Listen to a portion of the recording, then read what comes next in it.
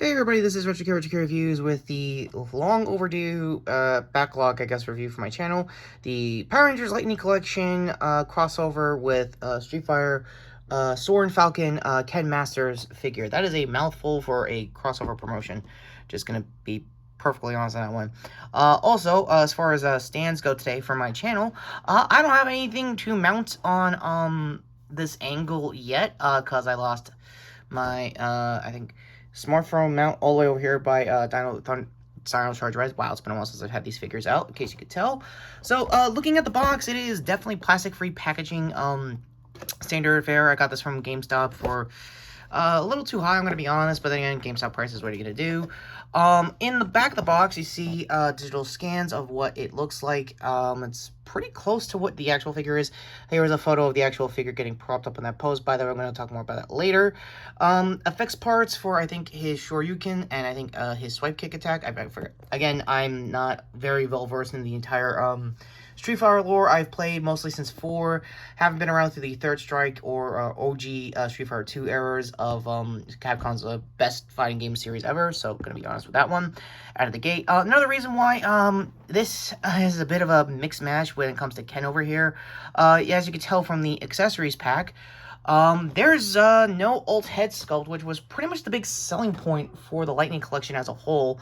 I don't have time to find all my old heads for the first wave of Lightning Collection figures I got here, just for size comparisons and just for sculpt comparisons. So it's been a while. So the first half of the effects part is this Falcon, I guess, style kind of like thing. I think it's more or less cool for like a poster pose going into a fight, if this is going by Street Fighter lore. Honestly, it could work as like a summoning kind of final attack kind of thing. So I'll also say this from the top. Yeah, they kind of phoned in with this version of the Street Fighter characters going into Power Rangers lore, because him and Cammy are a little bit, from what I've heard the last couple of months, had some QC issues, more on Ken's end than I think Cammy's. And it would be really cool if both him, Cammy, Ryu, and Chun-Li all had alt heads to their original game counterparts. I don't know, something about that just was a little off, because I thought there was a helmetless pack for Lightning Legacy Wars, the mobile game that I've still technically played at this game, just letting you guys know that right out of the gate. Or the other game. Wow, totally forgot that one. Car Above to their DLC pack. But yeah, true to form, another thing I've noticed lately is that the mouth guard is a little off. Mainly because this is Mighty Morphin Red reuse. You can definitely tell. Other than, I want to say the Ranger coin, yeah, the power coin's definitely off. I know my smartphone's trying its best here, but you can barely edge out and see like a different shape of like the Falcon in question. The shield, I think, is maybe reuse, but it's a lot more glossier in person, not like metallics armor, kind of like glossy. So yeah, onto the effect parts. Yeah, you get it here in the now standard issue baggies that the plastic-free era of Hasbro have been doing. So let's get that out of the way. We'll get to the size comparisons. Also, I did test a head sculpt on Ken's end, so I'll talk about that in a minute. It is reusable as far as this bag goes. Like, the material is a little bit premium, and again, this is where I was having the problem going into this review. I couldn't figure out which goes where. I think this effect part here, I think, is supposed to be for the feet, for his, I guess, swipe kicks. The thing is, you have to really buckle it in, like, a certain way, and I think a certain foot, too. Oh, and here we go. Doing this on the fly, yeah, in case you could tell. Anyway, so if I could kind of get this going, you can see a decent high kick here, but let's just get the articulation out of the way. It's a little loose at times, a little stiff at times, I can honestly tell. There's a decent ball joint and a little bit of like a bobble going on the head there. I think there is neck articulation. I could be wrong. Don't know if it's G.I. Joe classified level good. So good news is you still have a double jointed elbows. And there is a butterfly joint here for the shoulder, so you could get a lot more reach as far as Ken's usual fighting poses go, so that's kind of intact. The leg still has a bit of a problem, however. They're trying to do a figure style Type 2 hips. I'll try to demonstrate that with my Jetman in a minute. So let's get that. And the pose I mentioned earlier from the box is kind of like this, with a little more sway, leading into a fire attack, Shoryuken kick, if anything. And the knee is almost there. For the sculpt and the body of the Ken in question here, not Ken enough like in Barbie, but in Ken Master's situation, I think they grafted off of him his mold off of Street Fighter 5. I wish they would have held it out a little more till Street Fighter 6's Ken, because I think that's the better body to work off of scans wise for this version of the character. However, you get what you get. Also in the boots department, you're definitely seeing like Dragon Shield, Red Ranger kind of stuff here from the cuffs on the boot, and definitely Mighty Morphin reuse on the boots, obviously. You still have decent angle articulation. They're definitely going to swivel pretty easily.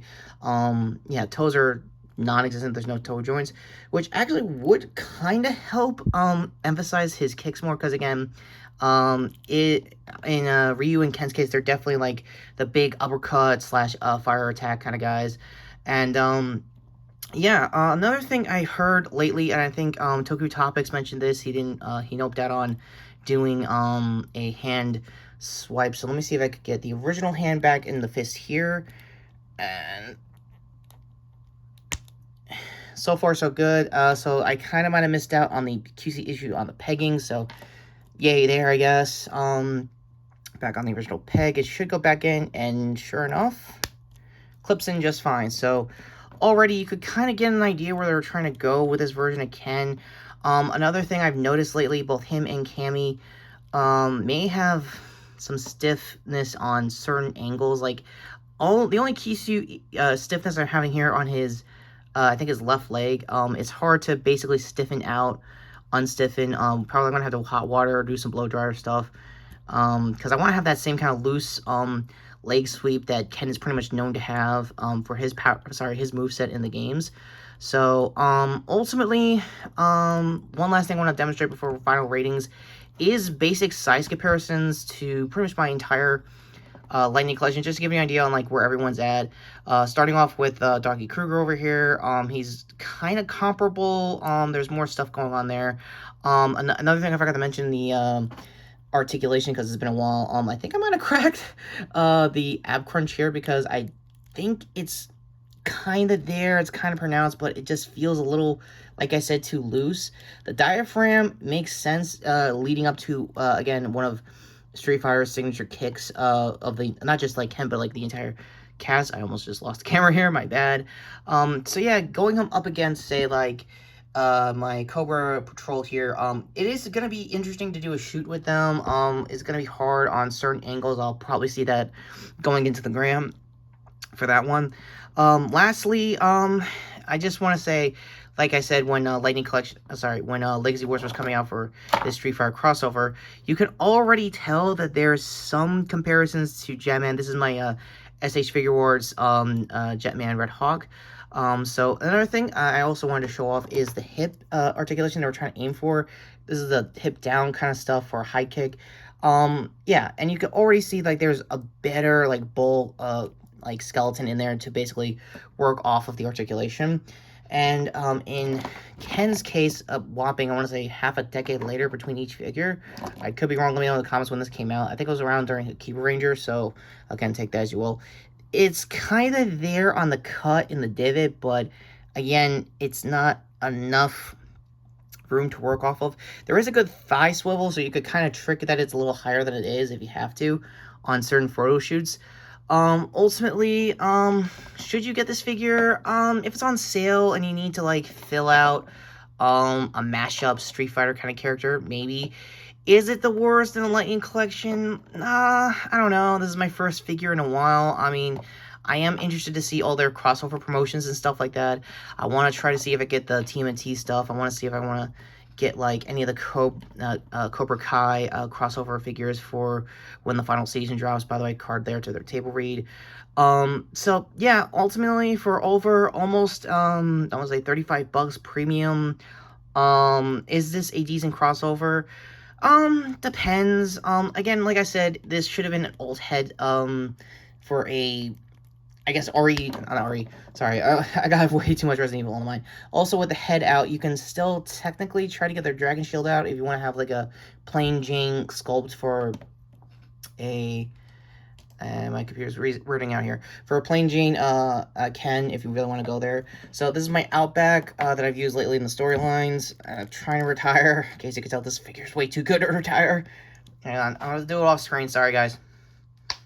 Okay, here we go. So, moment of truth. Does it work with a usual Hasbro head sculpt nowadays? Yes! But, oh my goodness, sorry. You can already tell it's kind of shrinking here, and I'm pretty much going to have to end it here. To some cursed figure images over here, to sub to the channel, hit the notification bell down below. Final ratings, it's a 7 out of 10, you can definitely tell. It's really it's hardest to earn that 7 out of 10. It's a light, at best, 7 out of 10. Wow, I impromptu a little too hard today, guys, sorry.